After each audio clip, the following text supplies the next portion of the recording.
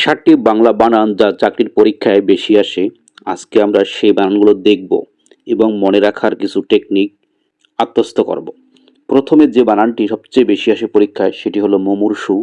এই মুমূর্ষু আপনি মনে রাখবেন 121 লিখে 1 2 1। এখান থেকে আমরা কি পাবো? পাবো 1 বলতে আপনি বুঝবেন যে 1 মানে কি শুরুর যে সংখ্যাটি। এখানে রস্যু দীর্ঘ রস্যু আছে, সুতরাং 1 থেকে আপনি বুঝবেন রস্যুকার, 2 থেকে দীর্ঘ, আর আবার 1 থেকে রস্যু। এভাবে 121 মনে রেখে আপনি মুমূর্ষু বানানটি মনে রাখার চেষ্টা করতে পারেন। পরের শব্দটি হলো সমীচীন। এই সমীচীন আপনি মনে রাখবেন 22।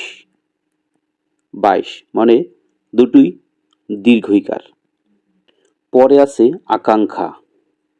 আকাঙ্ক্ষা বানানটির যে যুক্ত বর্ণটি আছে এখানে, এটি ভাঙলে আমরা পাই ও, তারপর ক যোগ মূর্ধন্য ষ।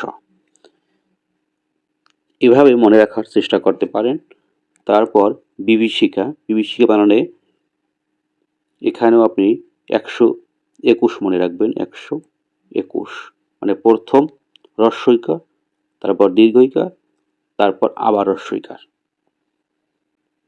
এবার সুচিস্মিতা। সুচিস্মিতায় প্রথমে তালব্য বসা, তারপরে কিন্তু দন্তেস। এখানে যদি আপনি সংখ্যা দিয়ে মনে রাখতে চান তাহলে লিখতে হবে আপনার 21, কারণ বর্ণমালার সিরিয়ালে প্রথম হলো দন্তেস, আর এখানে দন্তস্বর সাথে ম যুক্ত আছে, এটা মনে রাখতে হবে।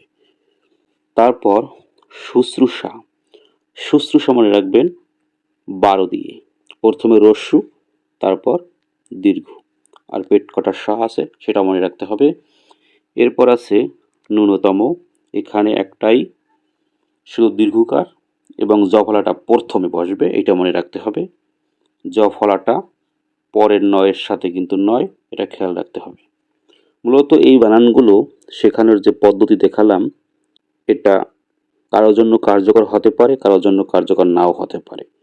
মূলত এই বানানগুলো বারবার খাতায় লিখবেন, তাহলে মনে রাখতে পারবেন। প্রিয় শিক্ষার্থীবৃন্দ, স্মার্ট ক্যারিয়ার বিডি চ্যানেলে কি পাবেন দেখুন।